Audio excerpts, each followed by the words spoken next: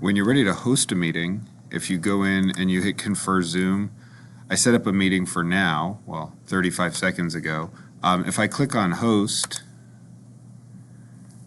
the computer will go through the process of getting Zoom set up. I click open Zoom meetings, and you can see it takes a couple of seconds, so then you need to join with the computer audio. You can also, I've called in on my phone before. There's a little bit of a lag, so it's not as good.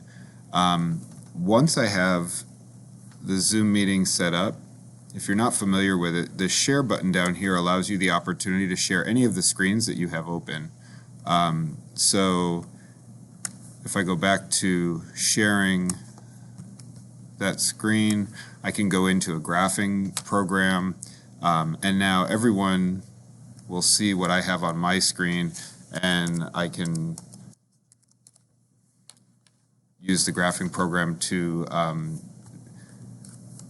teach whatever lesson I'm looking at.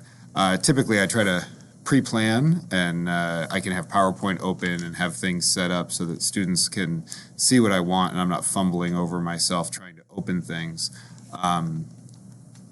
You can stop sharing, and then somebody else can share their screen. Students can also use the chat feature, because when there's multiple people on a Zoom meeting, you'll see windows with people's faces in it. But if you have an entire class of people, there's 40 of them there, you won't see them if they're raising their hand. So just having people work in with the chat, this will turn orange when somebody posts a message in there, and you have the ability to type to everyone, or if there's multiple people, you can actually just choose one person to type to.